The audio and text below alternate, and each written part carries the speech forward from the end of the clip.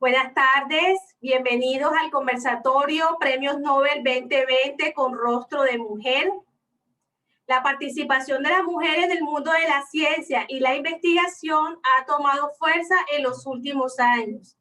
Y por eso hoy estamos celebrando que 4 mujeres han sido galardonadas con el Premio Nobel de Física. Se trata de Andrea Ghez por sus contribuciones en el mundo de la física y los agujeros negros, Emmanuel Carpentier y Jennifer Doudna en química por sus tijeras genéticas y Louise Gluck en literatura. ¿Qué es esto de tijeras genéticas, agujeros negros y toda esta cantidad de información? ¿Y por qué resulta noticia y se resalta tanto que sean mujeres las que han ganado estos galardones? Pues bien, soy Cristina Osorio del Valle, profesora de la Facultad de Ciencias Básicas de la Universidad Tecnológica de Bolívar, y les doy la bienvenida a nuestro conversatorio Premio Nobel 2020 con rostro de mujer. Conversaremos entre mujeres UTV. Hoy nos acompaña la profesora Vilma Ojeda Caicedo, quien es física, magíster en física, con estudios doctorales en ciencia del mar y mamá de Sara. Yaleidi Hernández Díaz es física, magíster en física, lidera el semillero de astronomía de nuestra universidad y tiene 2 hijos, Jonathan y Ángel. Yaleidi Hernández Díaz, María Judith Arias Tapias, también es profesora de la Universidad Tecnológica de Bolívar, ingeniera química, magíster en ingeniería, directora del programa de ingeniería química de nuestra universidad. La profesora Mayamaru Guerra de San Blas, mamá de 3 chicos, ingeniera química con doctorado en física, profesora de la Facultad de Ciencias Básicas. Y finalmente, Daniela Escobar Macías, estudiante de 8º grado de 8º semestre de Ingeniería Química, actual presidenta del capítulo estudiantil AICHE de la UTB, coordinadora estudiantil de proyectos del semillero de investigación CIRET. Bienvenidas, mis estimadas y admiradas mujeres UTB. Saluden a nuestro público. Buenas tardes. Hola, buenas tardes, ¿cómo están? Hola, buenas tardes a todos. Buenas tardes. Bienvenidas. Gracias. Bien, antes de empezar a hablar de agujeros negros, que nuestras compañeras físicas nos van a explicar qué son, en qué consisten los descubrimientos de los premios Nobel y de las tijeras genéticas, que también es bien interesante y son los premios otorgados a los Nobel de Química, a las Nobel de Química, quiero que miremos unas cifras que son las que les estamos mostrando en este momento para invitarlos a reflexionar. Desde la creación de los premios Nobel en el año de 1901, la mayor parte de los premios han recaído en hombres. Teniendo en cuenta que estos premios del 2020 suman 4 mujeres más, en toda la historia de los Nobel son más hombres que mujeres los que los han recibido. Somos 58 mujeres Nobel versus 873 hombres. Es decir, solamente hemos sido reconocidas con el 6,02% de los galardones, ¿sí? Y si miramos con más detenimiento las cifras en áreas como física y química, somos minoría. En física solamente 4 mujeres han logrado obtener el premio Nobel, mientras que en química también son muy pocas, y este año tenemos 2 Nobel de Química. Entonces, antes de pasar y darle la palabra a nuestras profesoras del área de física, quiero que leamos la siguiente cita de Louise Gluck, Nobel de Literatura de este año. Si consigues hacer algo con ellos, está hablando de los temores, nunca volverán a vencerte. ¿Sí? Si consigues hacer algo con ellos, nunca volverán a vencerte. Entonces, quiero darle ahora la palabra a la profesora Vilma Ojeda y a la profesora Maya, que nos cuenten, bueno, ¿en qué consiste esto de los agujeros negros? ¿Nos podrían explicar un poco? ¿Y cuáles son las investigaciones de física referentes a los agujeros negros que este año ganaron el premio Nobel? Gracias, Cris, y gracias pues a todos los participantes que nos están acompañando en el día de hoy. Y bueno, como dice Cris, digamos, aprovechando precisamente lo que ha pasado este año con los premios Nobel, sobre todo desde el reconocimiento de la mujer en la ciencia. Entonces también vamos a aprovechar para hablar un poquitico de agujeros negros, pues no mucho, porque igual el tiempo no da para esto, pero sí, por ejemplo, yo quería hacer como un recuento para tener como idea de dónde viene esto de los agujeros negros. Entonces, realmente no es que sea un tema, digamos, muy nuevo, realmente más o menos como desde el siglo XVIII, con John Miller y con Laplace, ellos, digamos que de alguna manera desde las matemáticas, porque realmente esto comienza como más hablando de objetos matemáticos, y entonces como desde las matemáticas ellos plantean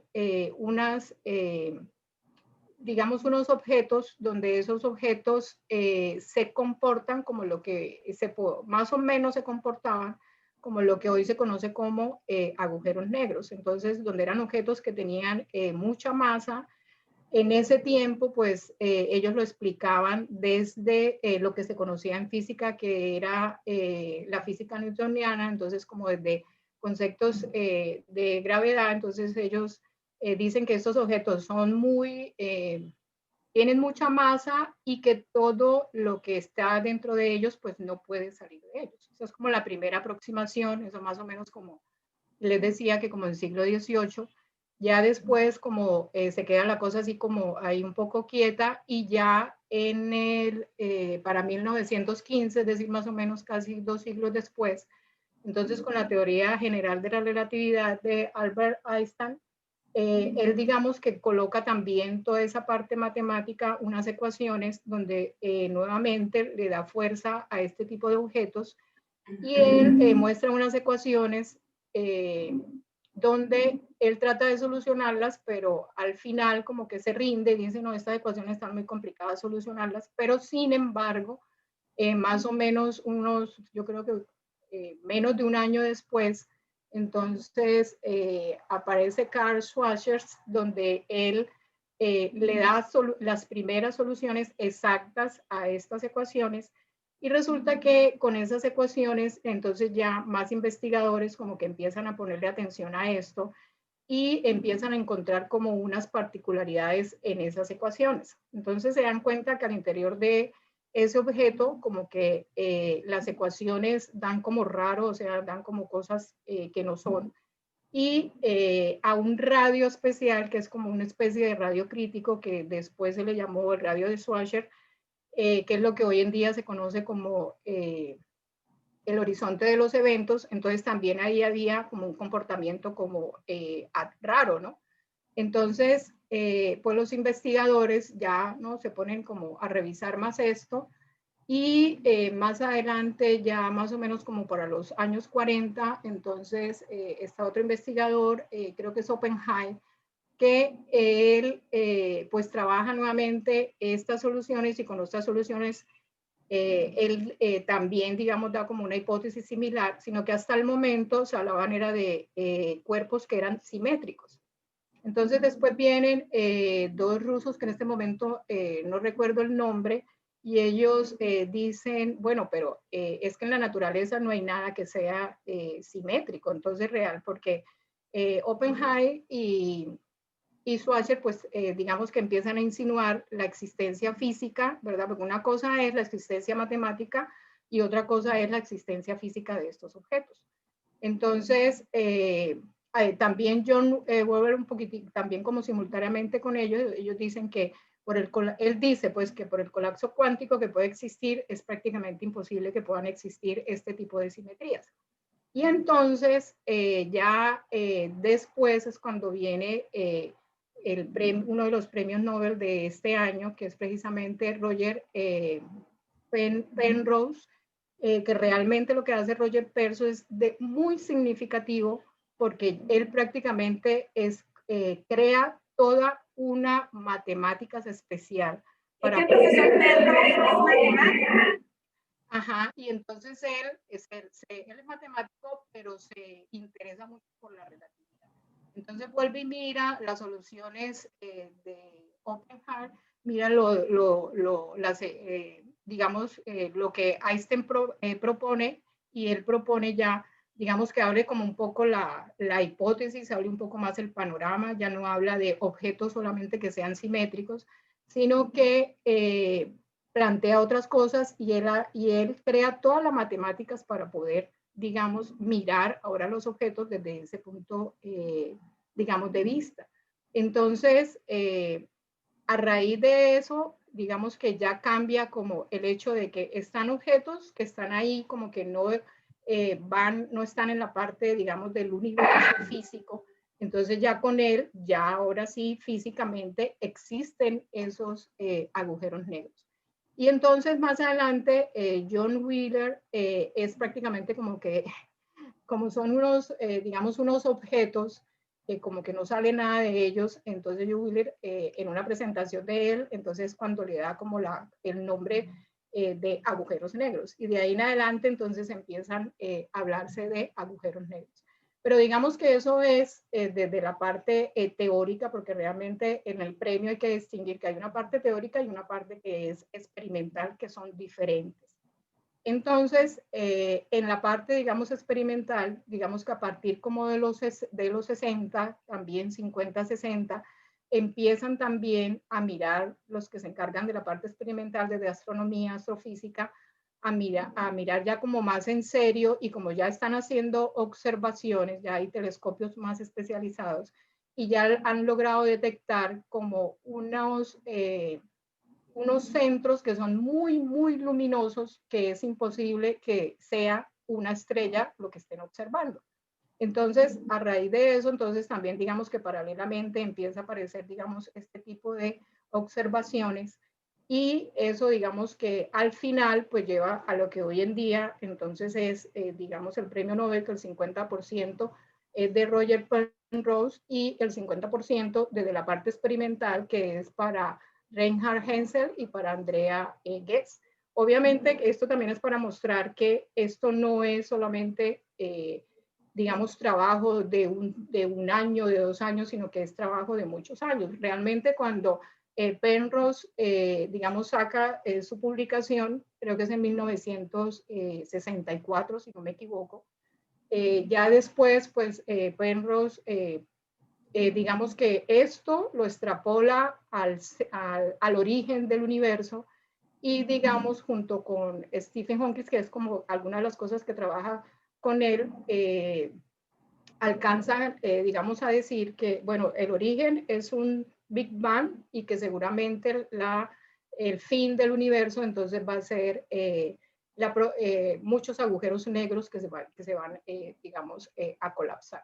Entonces, digamos que hay como dos cosas. Una cosa es toda la parte más, digamos, teórica y también toda la parte experimental. Entonces, igual, pues, tanto Hensel como Guess, pues, también ven que sí hay posibilidad de detectar, digamos, estas masas. Y entonces, yo creo que ya Maya, por ejemplo, nos puede hablar un poquitico más como de ese trabajo experimental que de pronto hacen ellos, pero importante como ver, digamos, ese paralelo que se da entre la parte teórica y la parte experimental. Puede ser que no sea simultáneo, pero sí, digamos, una cosa pues va apoyando a la otra.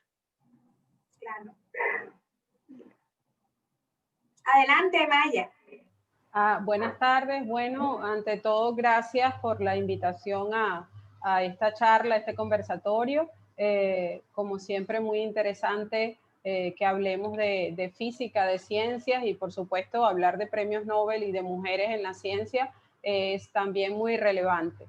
Bueno, como mencionaba la profe Vilma, efectivamente esto va de la mano, o sea, aquí se hace teoría y se hace parte experimental, ambas cosas son igual de importantes.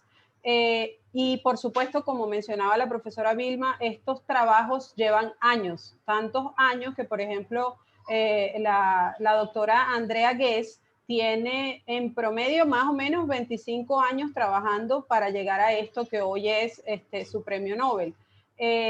Y parte justamente de la parte teórica. Lo primero que hace Andrea Ghez en el año 1995 es trabajar sobre la simulación de la posible existencia de un agujero negro. Ahora, debo aclarar, antes de hablar de los agujeros negros, del agujero negro que descubre Andrea, que hay diferentes tipos de agujeros negros, ¿no? Entonces, los agujeros negros se pueden clasificar por la masa, que por supuesto es el tamaño del agujero, y por la parte de carga o momento angular, o sea, si poseen carga o si poseen momento angular, es decir, si se mueven o si no se mueven. Los agujeros negros por su masa pueden ser agujeros negros, micro agujeros negros, que me da mucha risa porque aquí lo de micro es muy relativo. Son agujeros que son pequeños, que son más pequeños que la masa solar, y que por lo general no vienen de colapsos gravitatorios. Sin embargo, fueron importantes para medir las emisiones de Hopkins, que es una de las emisiones que se dice que sale del agujero negro. Irónicamente, hemos venido diciendo, o ha venido diciendo la profesora, que el agujero negro lo que hace es absorber hasta la luz, ¿verdad? O sea, absorbe todo, atrae todo, porque tiene una fuerza gravitacional muy grande, pero hay un porcentaje de luz que sale de ahí, que es un porcentaje que aproximó Hopkins, y se llama por eso radiación de Hopkins. Una de las pruebas de eso son esos microagujeros negros.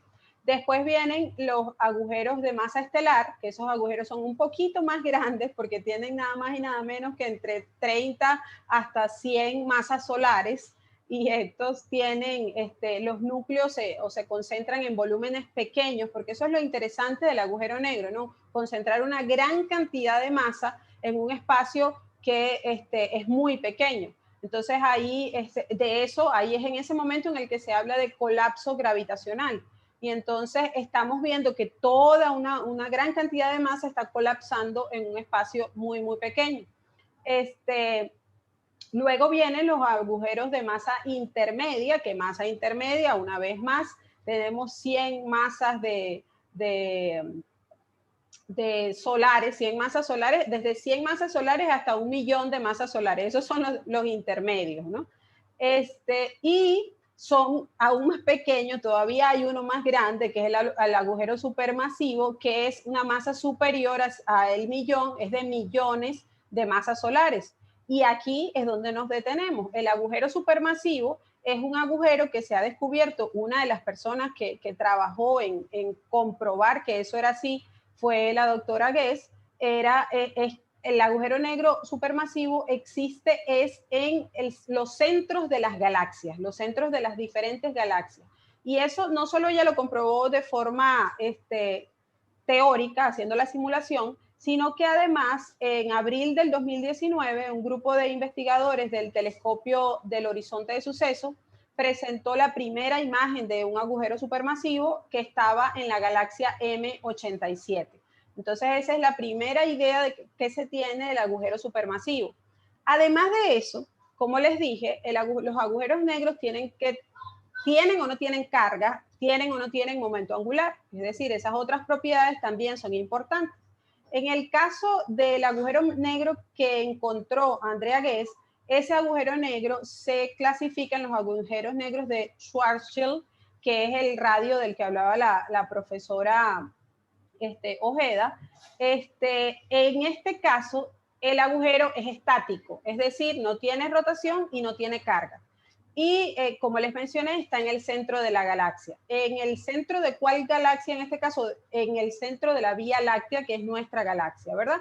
Y entonces la doctora Guess, después de hacer sus estudios teóricos, decidió medir también, o sea, acercarse lo más posible a ese agujero negro y comprobar que efectivamente experimentalmente existe y está ahí. La única forma de llegar hasta allá es acercarse lo más posible a lo que nos dijo la profe Vilma, que es el horizonte de sucesos que está alrededor del agujero. El asunto es que para llegar hasta allá hay que lanzar un láser desde la Tierra hasta allá.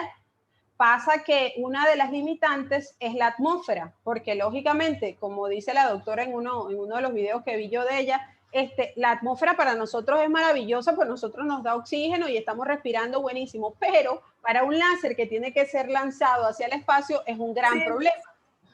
Entonces genera un gran problema porque genera distorsiones de la luz y lógicamente lo que yo quiero ver de allá me va a llegar distorsionado aquí.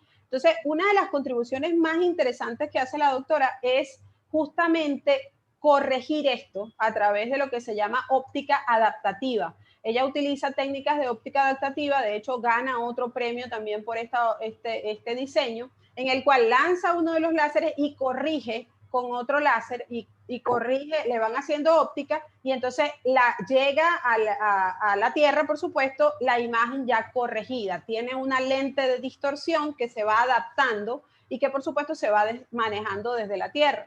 Entonces es súper interesante porque entonces ahora sí ya llegamos al horizonte de sucesos. Además de eso, ella se encargó, por supuesto, y por eso es que son tantos años de trabajo, de medir el radio de recorrido de una estrella que está orbitando alrededor del agujero negro, porque esa es otra cosa, otra característica importante de los agujeros negros. ¿Cómo sabe uno que un agujero negro existe si no lo ve? Porque resulta que alrededor de él orbitan estrellas, y si esas estrellas están orbitando alrededor de ese espacio que llamamos agujero negro, entonces ahí está pasando algo raro, ¿verdad? Entonces, resulta que ella se acercó lo más posible, tiene una estrella que se llama, si mal no recuerdo, S02, y comprobó efectivamente, midió ese radio. Según lo que pude leer, todavía hay algunos estudios por hacer respecto a la medida de ese radio de Schwarzschild, pero ya el solo hecho de poderse acercar ahí, de haber medido esa órbita, nos comprueba que efectivamente ahí en el centro de nuestra galaxia hay un agujero negro, que es un agujero negro supermasivo. Otro dato interesante que me pareció súper bien, porque una de las preguntas que surge naturalmente es, ajá, pero ¿por qué agujeros negros? ¿Para qué nos echan ese cuento? ¿Qué nos importa a nosotros si hay un hueco o no en el centro de la galaxia? Pues resulta que nos tiene que interesar, y nos tiene que interesar muchísimo, porque resulta que de ahí nace y ahí termina, como decía la profesora Vilma. O nacemos o terminamos de ahí. Y resulta que un hallazgo interesante es que cuando la doctora Guess se pone a trabajar en el agujero y en las órbitas de las estrellas que están alrededor, ella suponía que alrededor de eso solo podían haber estrellas viejas que están a punto de morir y que van a colapsar al agujero. Pues resultó que no. Las estrellas que están ahí cerca del agujero, algunas son viejas y otras son nuevas, lo que hace suponer que puede ser que parte de las estrellas vengan de adentro. O sea, porque a pesar de que no sale todo, salen partículas muy puntuales que salen del horizonte, porque cuando se genera el colapso hay que pasar por el horizonte de sucesos, ¿verdad? Y entonces ahí quedan como rastros. Al parecer, una de las teorías es que se devuelven algunas cosas que van a generar nuevas estrellas y que pueden llegar a generar nuevas galaxias. Esa es una de las suposiciones. Por supuesto, todo está en veremos.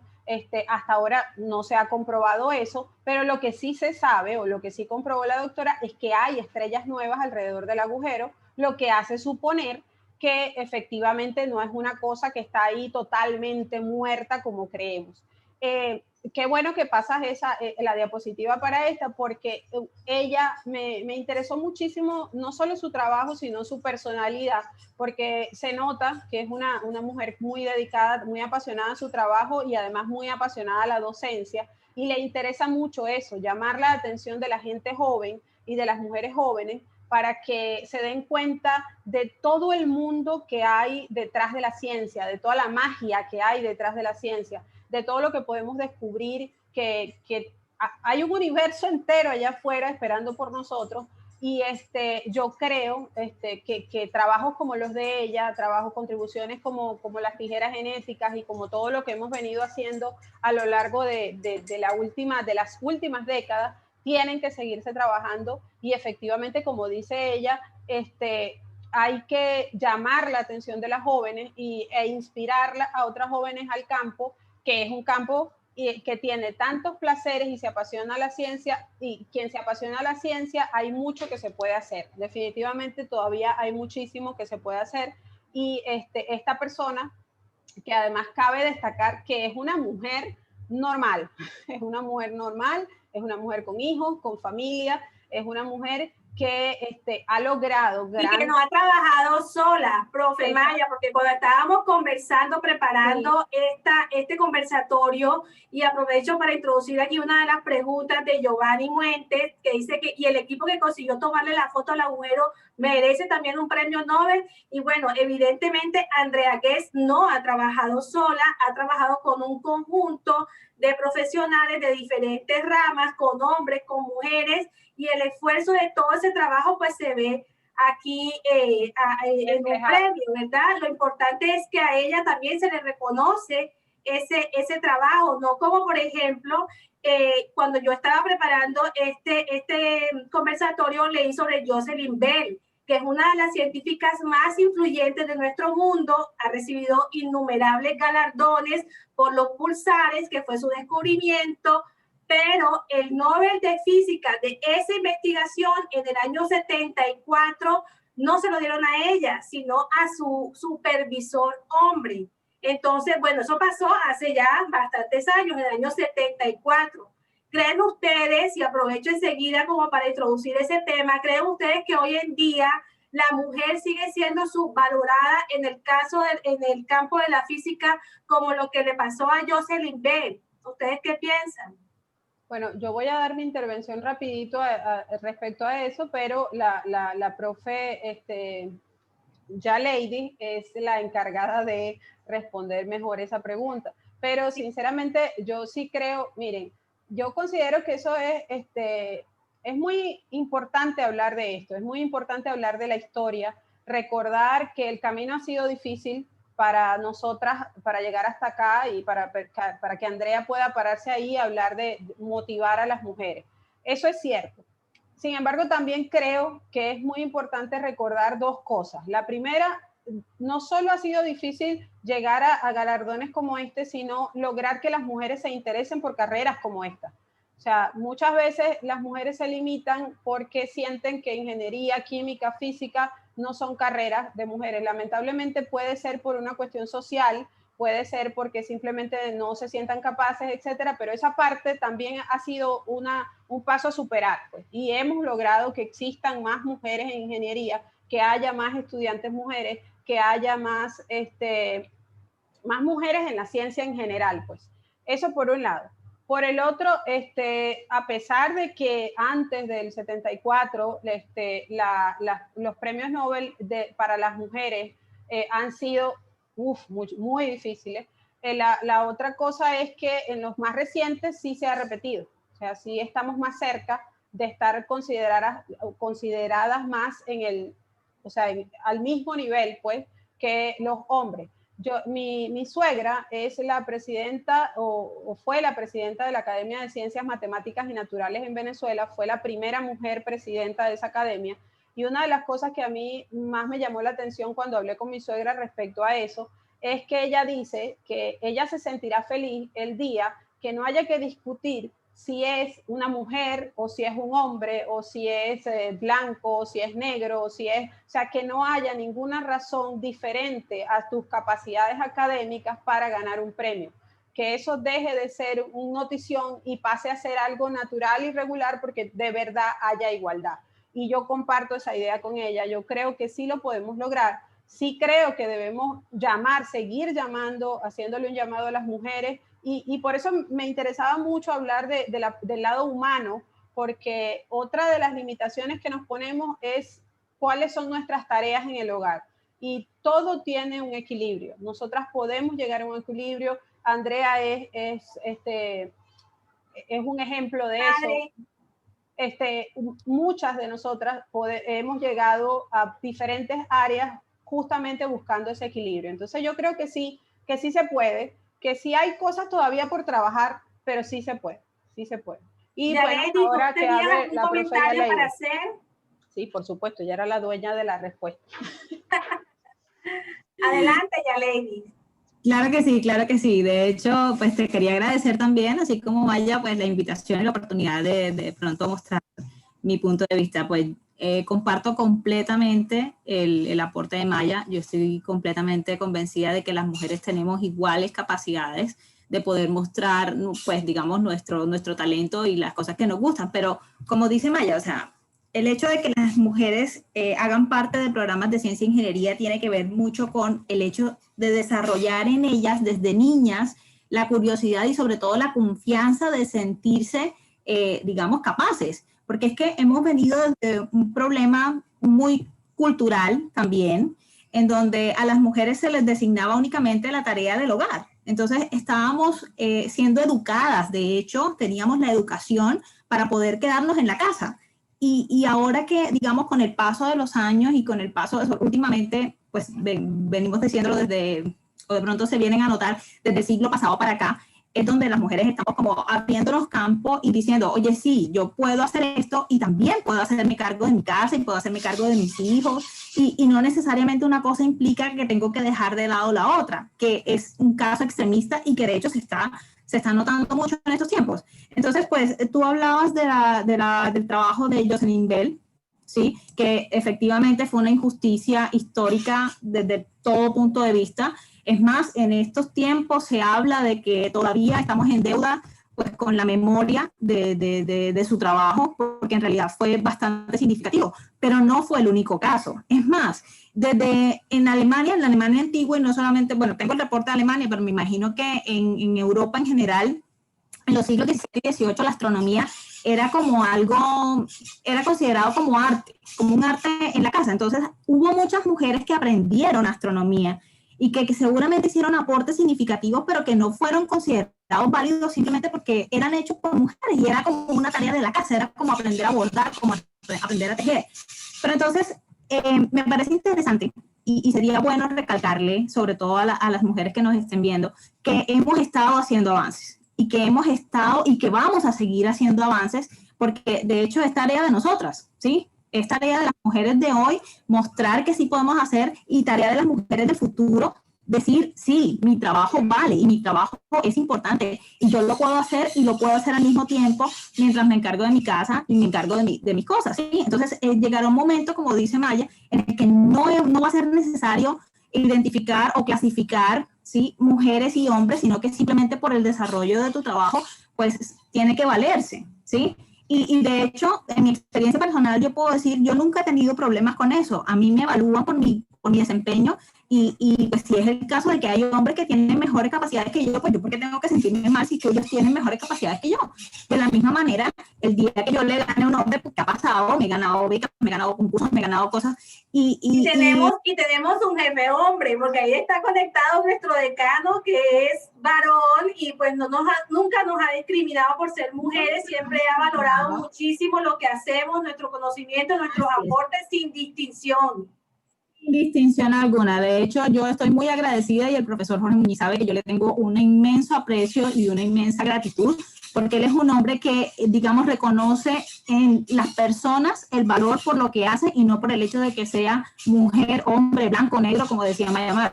Entonces, eso es muy importante, sobre todo en una persona, en un líder, que es el caso del profesor Muñiz. Y de muchos líderes que también, pues, digamos, tienen la posibilidad de atender, de recibir a las que serán las ingenieras del futuro, ¿sí? Nuestras egresadas, y que son mujeres que están siendo formadas de una forma equitativa. Yo a mis estudiantes les hablo y las evalúo por igual. Yo no les voy a dar prioridad por el hecho de que sean mujeres o porque sean hombres. El hecho es de que me demuestren que efectivamente tienen las capacidades y los conocimientos para hacerlo. Entonces, yo estoy plenamente convencida de que eso tiene que llegar en algún momento, ¿sí? Pero quería hacerles un énfasis, pues, especial, porque en estos tiempos, como les venía diciendo, hemos entrado fuerte y hemos estado ganando espacios. Y tanto es así que, por ejemplo, en estos tiempos, ahorita mismo, hay 2 colombianas en la NASA que están brillando pues, por su trabajo, que son la doctora Trujillo, que estuvo con la misión que lanzó ahorita la NASA para, creo que se llamaba, ¡ay! Se me escapó ahora el nombre, el Perseverance, es el Perseverance, que es el robot que está camino a Marte, ¿sí? Y ella es la directora del grupo de ingeniería del brazo robótico que va a tomar muestras para tratar de encontrar pruebas de vida en Marte, ¿sí? Entonces, la doctora Trujillo es ingeniera y es colombiana, y también está desde hace mucho tiempo la doctora Adriana Campo, que también trabaja con el laboratorio de propulsión de la NASA y que tiene mucho trabajo, o sea, mucho tiempo de estar trabajando allá. Entonces, pues claro, o sea, para nosotros como latinos y como colombianas y como costeñas, porque la doctora Ocampo, si no estoy mal, ella es barranquillera, es caleña.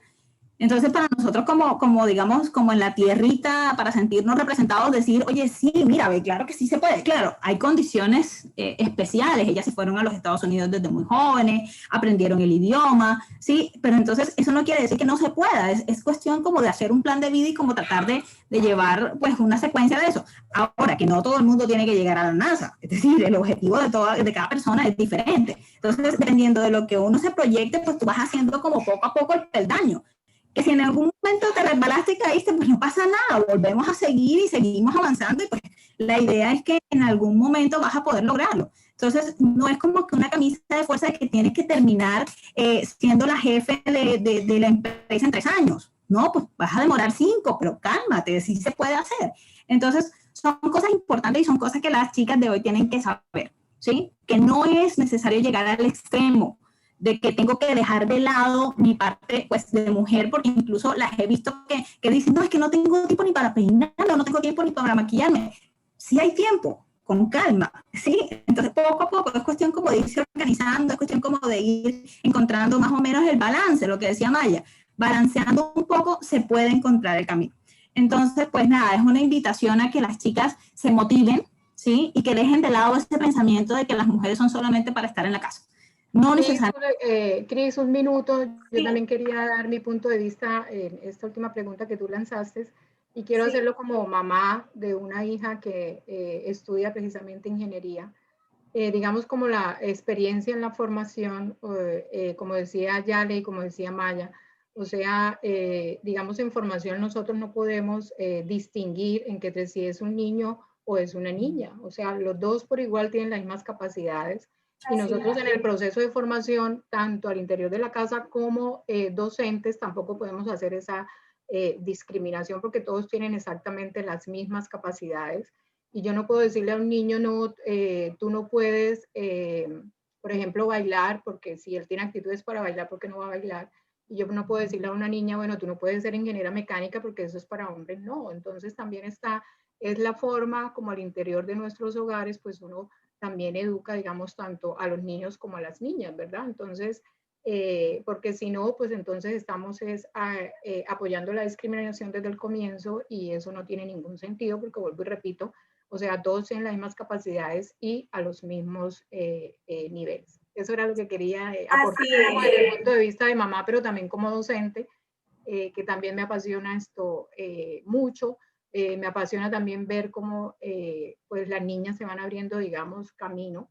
No es por desmeritar a los niños, pero la mayoría de las veces en mis grupos, digamos que las niñas tienden a ser más juiciosas, más responsables que los mismos niños. Pero bueno, yo entiendo que eso está obviamente como la forma de ser de cada uno, pero como decía Andrea, decía mis compañeras y dices tú, definitivamente en esto está es apasionarse, ser disciplinado y pensar que sí se puede llegar, ¿verdad? A donde nosotros queremos llegar.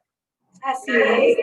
Bueno, ya hablamos del Nobel de Física, de la importancia en la ciencia, del papel de la mujer, pero también tenemos 2 ganadoras del premio de Química, Emmanuel Carpentier y Jennifer Dona. Y aquí entonces invito a participar a la profe Mari, que es la directora del programa de Ingeniería Química de la universidad, y a Daniela Escobar, que es una estudiante de 8º semestre de ingeniería. Bueno, es la primera vez que vemos que un Nobel de Química se entrega exclusivamente a mujeres, porque había pasado, como en el caso de física, que había hombres y mujeres, pero nunca había sido exclusivamente de mujeres, y 2, además, con un tema que se llama tijeras genéticas, que dice lo que alcancé a leer, porque no soy ingeniera química ni experta en química como ustedes, que es la mayor revolución de la genética, que es muy barato, muy preciso y efectivo para reescribir el código de la vida. Imagínense esa maravilla. Entonces, me gustaría que Mari y Andrea nos explicaran en qué consiste este descubrimiento de tijeras genéticas que fue galardonado con el Nobel de Química. Hola Cris, bueno, muchísimas gracias por hacernos esta invitación con Dani. Bueno, realmente cuando estuve leyendo sobre lo que consiste en la técnica CRISPR-Cas9, o más llamadas tijeras genéticas o tijeras moleculares o edición del genoma, me encuentro con que realmente ni Emanuel ni Jennifer son químicas. ¿Sí? Sí. O sea, ni son químicas ni son ingenieras. Tienen unas profesiones totalmente diferentes a lo que nosotros pudiéramos ser, pero sin embargo, la química y la ingeniería química se meten en la vida, en las ciencias de la vida o en la química de la vida, porque compartimos esa base común que es la química y a la final sabemos que el genoma está constituido por bases nitrogenadas que terminan siendo elementos químicos de la tabla periódica, como todo lo que forma la vida. Entonces, llama mucho la atención empezando por eso, ¿sí? O sea que ellas han hecho sus aportes como bioquímicas y como microbiólogas, pero su aporte es más que todo a la medicina, ¿sí? Pero de todas maneras, pues si la galardonaron en el área de la química es porque realmente su aporte aquí tiene un componente fundamental en la química de la vida, como ya lo dije. Bien, ¿qué es esa técnica? Esa técnica no es nueva, esa técnica es bastante, ellos llevan un tiempo bastante larguito trabajando, como lo decía la profesora Vilma, que esto no es de la noche a la mañana, ellos llevan desde el 2011 con sus trabajos inicialmente. Trabajaban por separado, pero luego empezaron una colaboración y empezaron a trabajar juntas. Emanuel estudiaba la bacteria Streptococcus pyogenes, que es un patógeno a los humanos que puede producir faringitis, otitis, mastitis, y luego, por casualidades de la vida, dentro de todas sus investigaciones, descubrió una molécula llamada ARN-TRAC. Ese ARN-TRAC mostró que esta molécula es parte de un antiguo sistema inmunológico de las bacterias CRIS, que confería resistencia a patógenos de virus.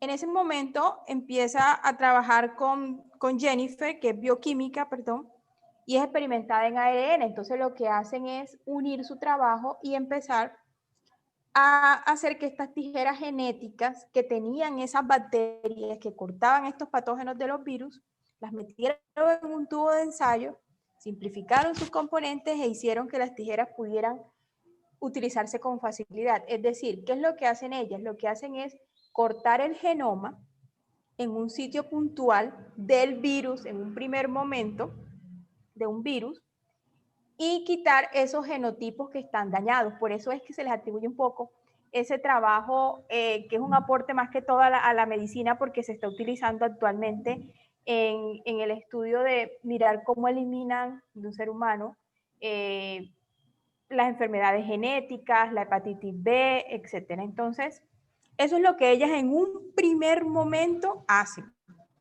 Pero luego reprograman las tijeras genéticas para que éstas pudieran usarse en cualquier organismo y en su forma natural, como lo hacían con los virus.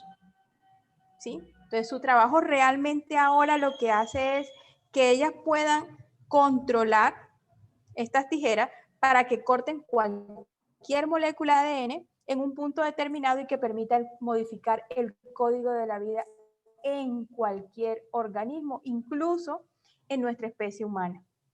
Pero sin embargo, a pesar de que es una técnica nueva, o digamos lo novedosa en estos momentos, porque se ha hablado del Premio Nobel de la Química, entonces se cree que, que es algo, un descubrimiento muy reciente, y esto se viene utilizando en los laboratorios de biología, en los laboratorios moleculares, y pues ya se vienen haciendo estudios y aportes en la medicina. Como todo tiene su contradicción porque se está metiendo con el código de la vida o el código genético. Así como puede servir para quitar esos genotipos que están dañados, cortarlos y luego reorganizar ese genoma, también, y sirve en nuestra especie, también puede darse de que el ser humano quiera quitar ciertas anomalías genéticas o modificar ciertas características genéticas con que nace un bebé, por ejemplo, o con que van a ser un bebé, y pues esto también ha traído mucha controversia. Pero en general son, como lo dicen, son unas tijeras que sirven para cortar algo que está dañado y nuevamente se reorganiza y sigue. Esas son las tijeras moleculares, esa es la técnica de tijeras moleculares o tijeras genéticas o edición del genoma o técnica CRISPR-Cas9. En eso consiste. Mari, la pregunta para ti, para Andrea, que es una de tus estudiantes, como les dije ahorita que les presenté a Mari Arias, es la directora del programa de Ingeniería Química de nuestra universidad. Mari, hacer este tipo de eventos, estos conversatorios, hace que la gente del común, pero en especial las niñas y las jóvenes, se fijen en referentes femeninos en ciencia, ¿sí? Y vean la ciencia como un futuro proyecto de vida. Nosotras como educadoras, como mujeres de ciencia, tenemos la obligación de divulgar estos logros para crear estos referentes. ¿Tú cómo ves, Mari, en la ingeniería química la participación de la mujer? Bueno, Cris, o sea, nosotros somos afortunadas en este tema en la UTB porque casi que el 90% de las estudiantes, o mejor dicho, de los integrantes del programa de Ingeniería Química son mujeres. Estudiantes del cual hace parte Daniela. El cuerpo de profesores, solamente tenemos un hombre, las demás somos mujeres. De hecho, el equipo de apoyo, profesional de apoyo, secretarias, mujeres. Entonces, un programa que tiene muchas mujeres que están trabajando para la ingeniería química, por la ingeniería química y para ser ingenieras. Muchas universidades de Colombia el programa de ingeniería química es de mujeres. También yo cuando estudié en mi universidad en pregrado, también éramos mucho más mujeres que hombres. Eso es Pero eso es ahora recientemente, Mari, porque mi papá ahora era ingeniero químico de la Universidad Bolivariana y en la foto de graduación no hay ni una mujer, todos fueron hombres. Eso es ahora la historia reciente. No, sí. Hace apenas 75 años se graduó la primera ingeniera química en Colombia y eso, mejor dicho, en estos días ha sido el boom porque realmente nació como una carrera de hombres por el sector o por los sectores que manejan. Pero yo creo, Cris, que hay que echar una miradita a la historia. A mí me encanta la historia y te decía, Cris, me pusiste a leer historia, pero realmente estoy muy feliz de eso, de recordar. ¿Por qué? Porque si tú te das cuenta, la mujer viene a tener una participación en voto. Empiezan los movimientos más o menos en 1919 por allá en la Gran Bretaña y hasta 1918 es cuando ellas tienen la oportunidad de votar, o sea que estaban subyugadas bajo el dominio del hombre y que no se le tenían en cuenta ni siquiera su opinión para elegir. Por lo tanto, su acceso a la educación también estaba restringido. Ahora no.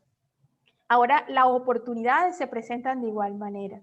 Yo creo que lo que hay que motivar en las niñas es el hecho de la confianza, el hecho de decir, tú sí puedes estar en una carrera de ciencias, tú sí tienes las capacidades porque nacemos con las mismas capacidades, tenemos la oportunidad de ir al colegio, todas, tener la misma formación, como lo decían las profesoras, que no hacen distinción entre hombres y mujeres en sus clases, y pues atraer a las niñas a estudiar ingeniería química, una carrera como esta o como química, pues sin embargo, el premio Nobel nos da un espaldarazo y nos da, digámoslo así, nos empieza a marcar un camino de esas mujeres íconos que hay niñas todavía que miran esa parte, porque es que tenemos que mirar en qué parte de la historia estamos, y estamos en un mundo que mira más hacia lo fácil,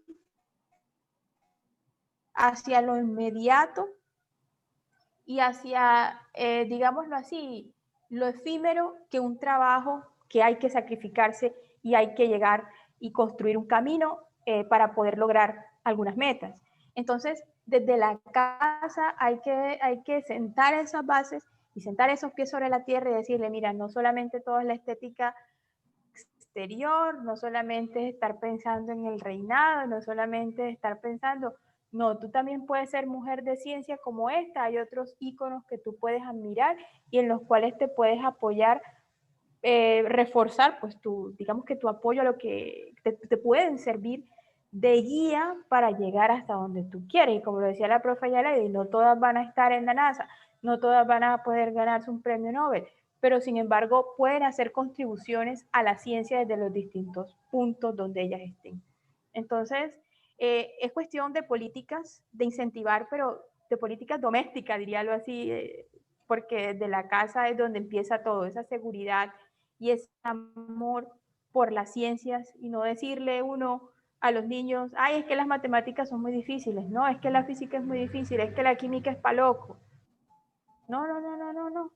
Simplemente es algo que tú puedes hacer, que tú puedes lograr y ayudarlos a que se enamoren de esas ciencias para que puedan lograr algo como esto. Y aprovecho para contarles que la universidad actualmente tiene una beca exclusiva para mujeres del Caribe que sueñan con ser ingenieras, como Mari, como yo. Entonces, el que esté interesado, que puede contactar a la página de la universidad www.utb.edu.co y averiguar en qué consiste esta beca, y si eres una mujer que quiere ser ingeniera y hacer parte del Caribe, puedes aspirar a esta beca. Cris, por ahí está Daniela. Sí, Daniela, te iba a contar algo sobre Daniela. O sea, Daniela es un ejemplo de esas mujeres que empezaron a hacer ciencia desde que estaban en el colegio y que ahora pues tomaron el liderazgo para coordinar un semillero de investigación que desde su corta edad Dani ya está aportando a la ciencia. Entonces no sabemos si podemos tener una futura premio Nobel aquí en la universidad y todavía no nos hemos dado cuenta, pero ella está trabajando para eso. Cuéntanos, Dani, un poquito de lo que haces y cómo contribuyes con eso.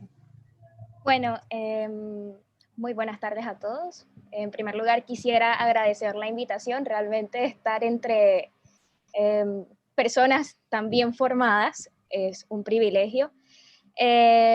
Bueno. ¿Te acuerdas, Dani, cuando te daban matemáticas, Dani? Estudiábamos Sí, matrices, cálculo, toda esa parte. Sí, fue mi primer contacto con la universidad, la profesora. Entonces no te asusté porque te quedaste, Dani, qué rico. En efecto. Bueno, respecto a de pronto las cosas que yo hago, bueno, yo desde que estaba en el colegio siempre traté como de estar involucrada en todo lo que tuviera que ver con proyectos en ciencia especialmente.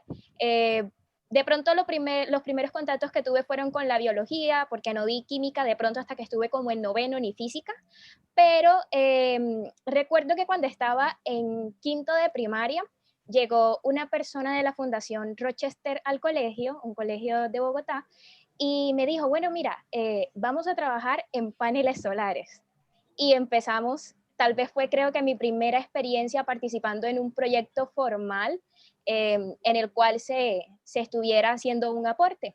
Entonces empezamos a trabajar con paneles solares, me explicaba todo lo que era la parte de la energía fotovoltaica, conexiones en serie, paralelo, cosas que recuerdo desde ese momento. Y luego de eso, pues cuando fui avanzando en mi colegiatura, pues todos los años me esmeraba por participar, por ejemplo, en la feria científica y toda esa parte. Bueno, cuando yo me gradué del colegio, que entré a la universidad, yo entré estudiando ingeniería industrial, luego hice un cambio de carrera a ingeniería química por intereses personales. Era la carrera que a mí me gustaba, con la que tenía intenciones desde el principio.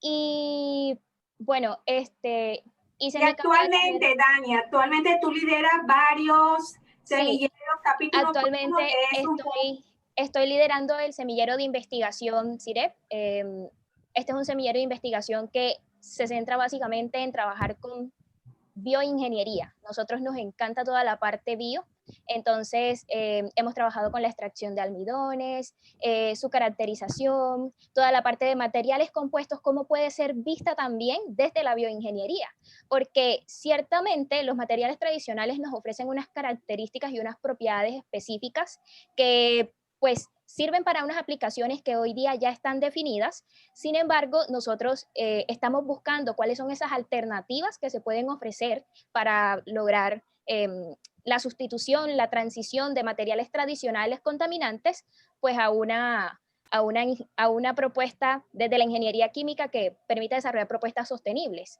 Respecto, por ejemplo, al capítulo en el cual actualmente soy presidenta, nosotros también nos gusta mucho aportar a la formación de los estudiantes. De hecho, tenemos una sección que se llama Chem School, en la cual nos vamos de la universidad a las escuelas para poder de alguna forma implantar esa semilla de la ciencia en los chicos desde que están en la escuela, desde primaria, bachillerato, y les mostramos de pronto cuáles son esas razones que podrían tener para no tenerle miedo, porque creo que incluso yo que recientemente, o sea, que todavía estoy en la academia, todavía me estoy formando para tener un título profesional, incluso yo todavía recuerdo que me daba miedo. Cuando yo inicié mi carrera yo decía, ¿será que sí voy a poder? ¿Será que sí voy a llegar en algún punto? ¿No voy a tener que dejarla? Y bueno, aquí estoy. Entonces, creo que tal vez ver figuras como Emmanuel Carpentier y Jennifer Doudna es algo que inspira no solamente a las personas que todavía están pensando a qué aspirar, sino a las personas que ya estamos aspirando y empezamos un camino, empezamos a recorrer un camino. Entonces, considero que de pronto nosotras mismas en algún punto somos responsables de difundirnos como mujeres en la ciencia, porque también podemos tomar la iniciativa, podemos movernos, y claro, todo va acompañado de una lucha, de una actitud, pero bueno, aquí estamos. Gracias, Dani. Bueno, hemos concluido nuestro conversatorio, se nos fue la hora así volando. Agradecemos mucho la presencia de los que nos acompañaron en este conversatorio. Para finalizar, ¿alguien quisiera despedir el conversatorio alentando a niñas, a mujeres a ser parte de la ciencia y la tecnología? Mis compañeras. Claro que sí.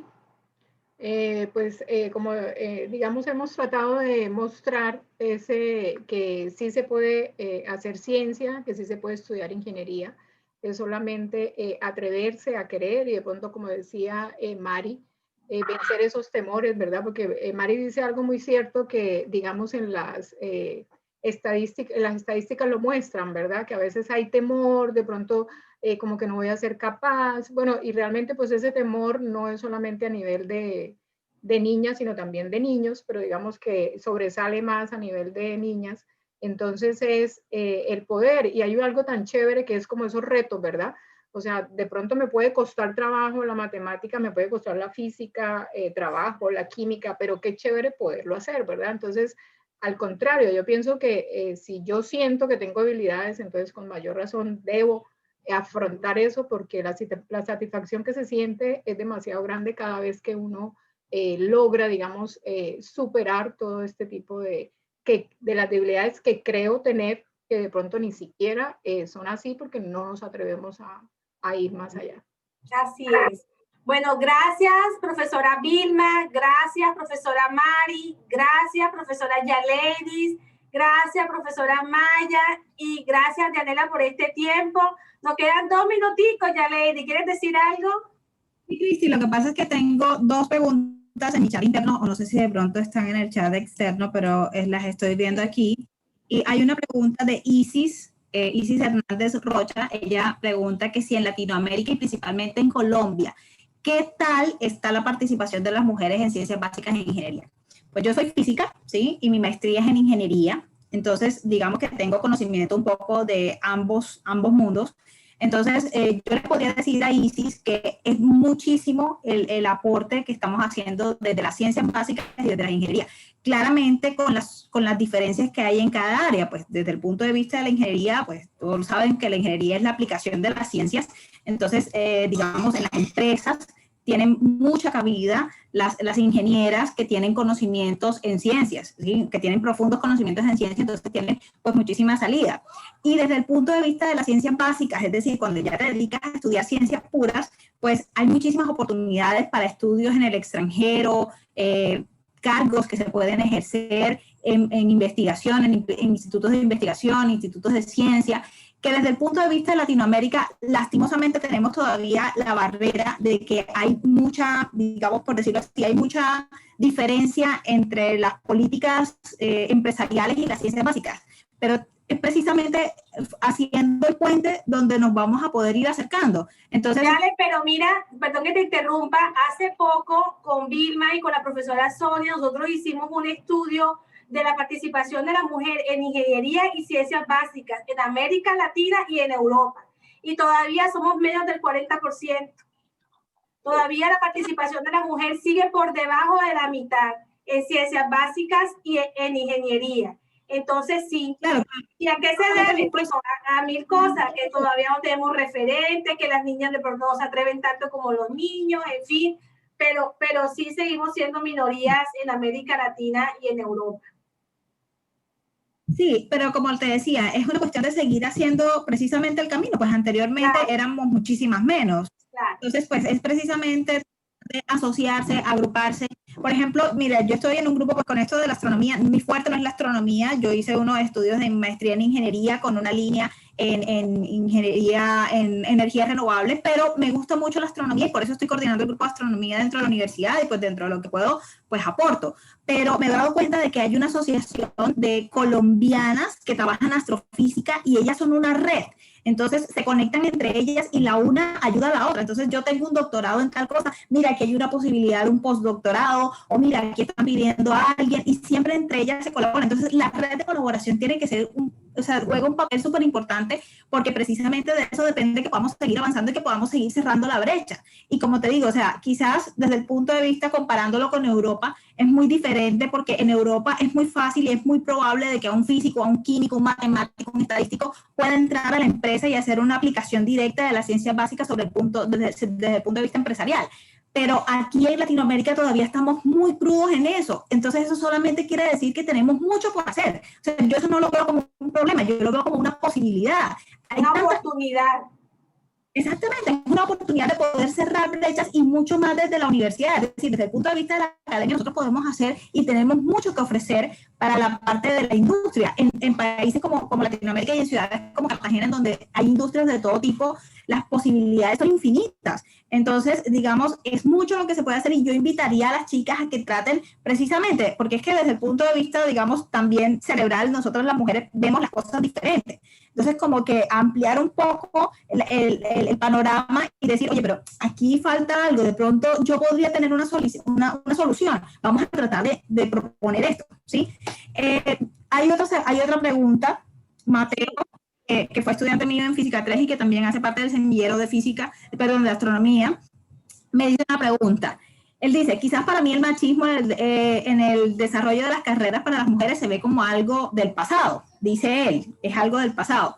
Pero entonces me pregunta, ¿cuáles son los principales retos a los que se enfrentan las mujeres en ciencia? Mateo, desafortunadamente todavía tenemos sesgos, todavía estamos en una sociedad muy machista. Y desafortunadamente todavía las mujeres que hacemos ciencia nos ven como si fuéramos los bichos raros. Te voy a poner un ejemplo. Las chicas que hacen ingeniería civil, a ellas les queda todavía mucho más difícil porque generalmente los jefes no ven a una ingeniera civil, o sea, a una mujer con botas, con casco, ¿sí? Con toda la preparación que tiene y que es perfectamente capaz, pero no la ven como que la que se puede hacer cargo de la obra, la que va a ir al sol, ¿sí me entienden? Entonces dicen, no, es que ellas son muy delicadas, yo prefiero tener un hombre. Entonces ahí hay un sesgo y ahí hay una limitante y que tenemos que vencer, es decir, como sociedad tenemos esa tarea en donde nos tenemos que dar cuenta que no es así, que si esta chica está estudiando ingeniería civil es porque puede hacerlo, y si se gradúa de ingeniera civil es porque tiene las capacidades y tiene los conocimientos para hacerlo igual que cualquier otro chico.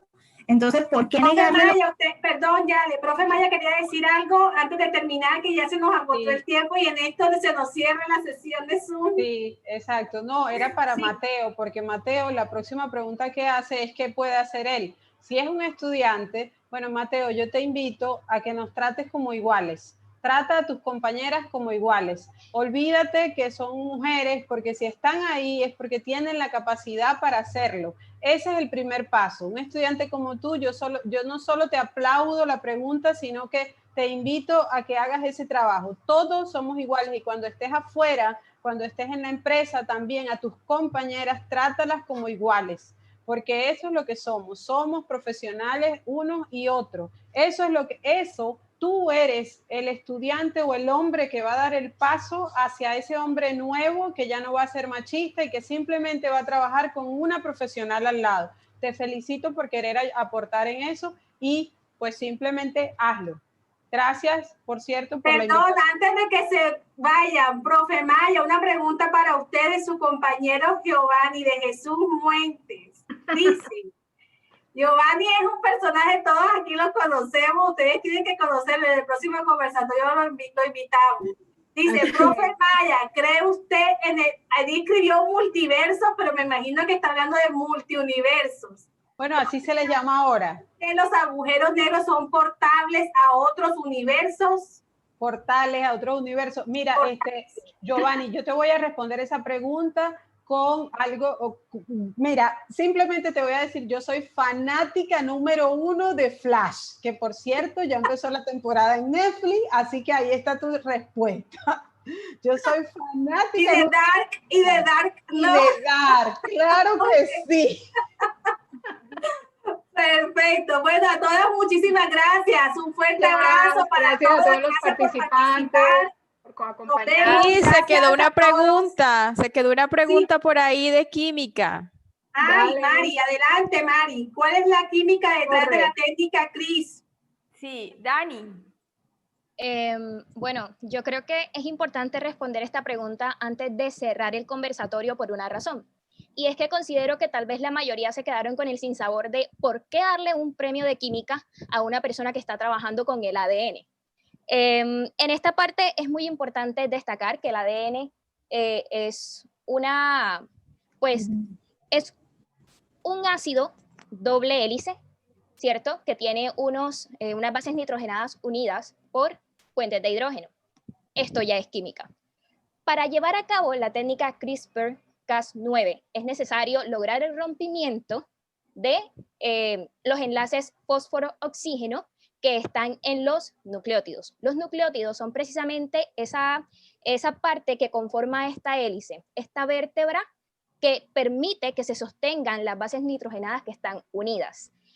Para que se dé el rompimiento de estos enlaces es necesario que hayan reacciones, haya una reacción de hidrólisis. Aquí hay una serie de reacciones de sustitución, hay nucleaciones, hay ionizaciones, hay muchas cosas que intervienen para que se dé el proceso, para darlo pues, de forma más concisa. Entonces, ¿por qué dar un premio de química a una persona que está trabajando con una técnica que parece más encaminada a la biología o a la medicina? Pues precisamente por esto, porque es necesario tener bases de la química básica para que se pueda llevar a cabo el proceso, precisamente por esto. No es fácil romper un enlace covalente, que es el tipo de enlace que hay entre el fósforo y el oxígeno. Entonces, hay detrás de esto toda una serie de mecanismos de reacción que de pronto las personas que adhieron su química orgánica e inorgánica y son químicos lo saben. Entonces, ese es el fundamento químico. Si hay una incidencia de la química sobre el proceso, entonces el por qué es importante que estas mujeres hayan ganado un premio de química. Gracias. Gracias. Bueno, mis mujeres UTV, gracias por participar en este conversatorio. Chao, nos vemos. Gracias a todos. Cuídense. Gracias por asistir. Gracias a todos los asistentes.